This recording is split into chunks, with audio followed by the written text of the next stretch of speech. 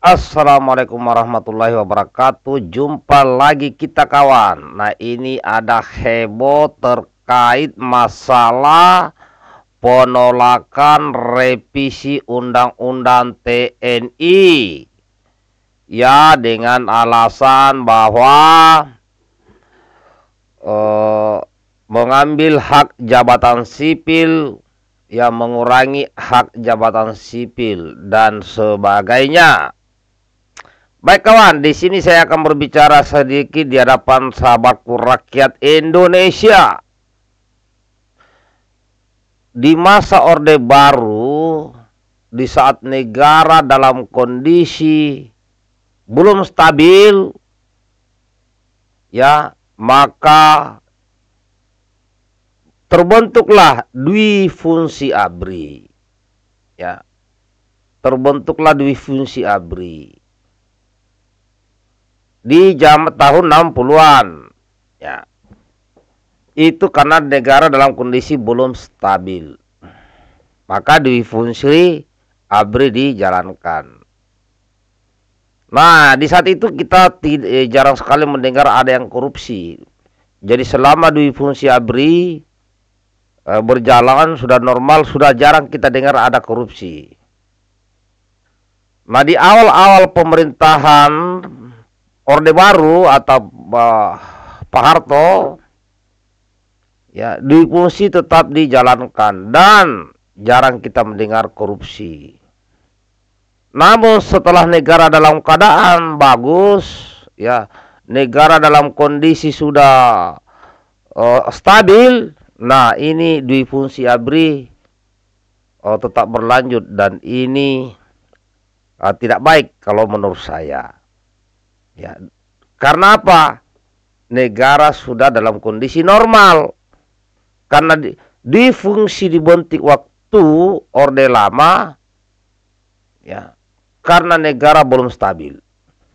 Di awal-awal pemerintahan Orde Baru juga negara belum stabil. Maka dibutuhkanlah difungsi ABRI. Namun lupa dicabut difungsi ABRI saat negara sudah normal, lupa dicabut oleh Pak Harto. Oke kawan? Nah, maka Pak Harto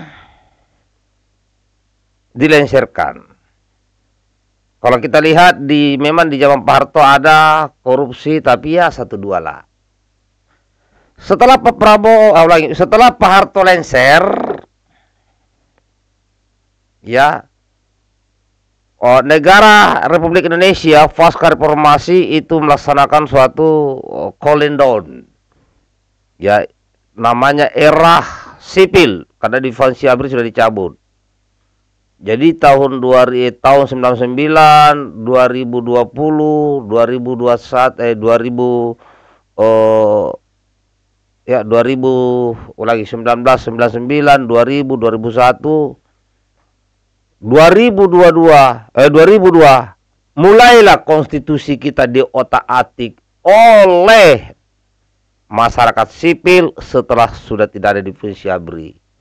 Mulailah undang-undang dasar kita diotak-atik oleh reformasi dari masyarakat sipil. Maka berubahlah undang-undang dasar kita. Berubah, yang berubah siapa? Tentara, bukan tentara tapi sipil. Yang dipimpin oleh Amin Rais. Nah, presidennya waktu itu 2002 Ibu Mega kali, Ibu Mega. Karena sudah tidak ada difungsi ABRI, sudah tidak ada perwakilan ABRI di parlemen, diotak-atiklah itu undang-undang dasar asli. Karena salah satu tugas difungsi ABRI di masa itu adalah untuk mengawasi dan mengontrol pihak-pihak atau kelompok-kelompok yang ingin merubah aturan Indonesia. Nah, lanjut cerita dari tahun kemari karena sudah tidak ada lagi di situ di fungsi ABRI, tidak, koruptor menjamur di negeri ini. Ya, koruptor semakin banyak. Pejabat-pejabat yang korup semakin banyak. Gubernur-gubernur banyak yang sudah ketangkap. Bupati, kepala desa. Di zaman Orde Baru, ya waktu di fungsi ABRI, jarang kita mendengar ada gubernur korupsi. Jarang kita mendengar ada bupati korupsi. Ya, karena diawasi oleh perwakilan ABRI di masa itu yang ada di parlemen. Ya. Sekarang berlomba-lomba korupsi, saudaraku. Nah, sekarang ini negara kita lagi tidak stabil. Negara kita lagi kurang enak, kurang bagus karena ulah para koruptor.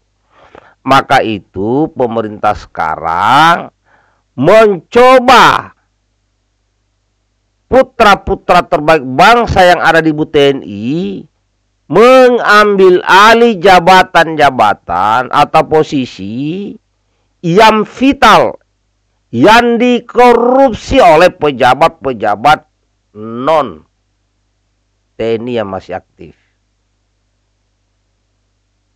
Maka di situ perlu tentara aktif.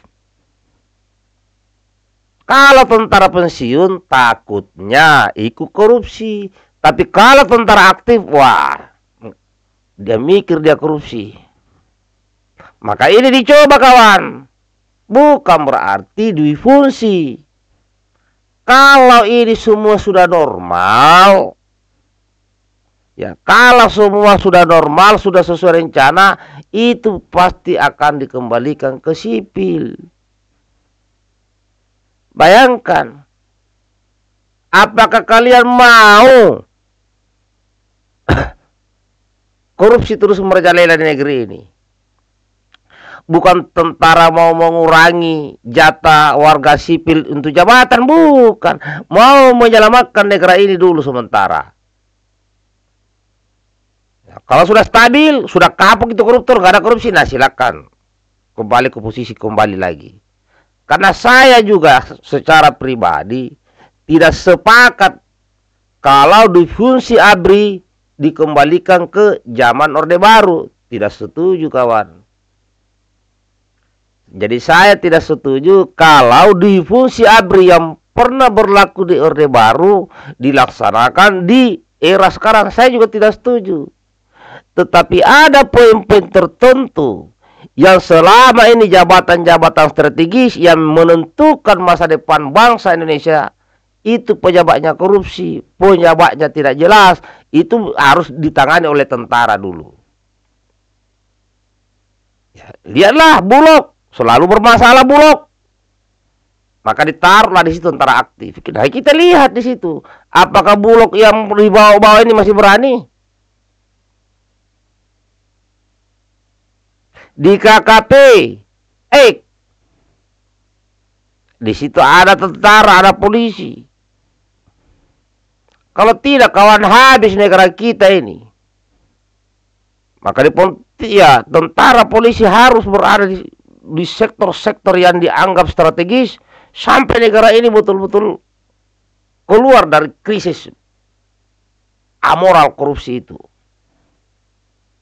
Jadi jangan khawatir, saudaraku, sesama warga sipil kita ini jangan khawatir. Ini sementara saja. Sampai negara ini normal, normal-normalnya. Sampai tidak ada lagi korupsi. Karena kalau tentara aktif korupsi, ya risikonya besar, kawan. Dan jangan pakai tentara pensiunan atau polisi pensiunan ditaruh di tempat yang strategis begitu, yang ada korupsinya. Apakah tentara yang aktif, polisi yang aktif? Nah, itu. Jadi jangan khawatir saudara-saudaraku semuanya. Ya. Bagaimana menurut sahabatku? Baikkan videonya kawan.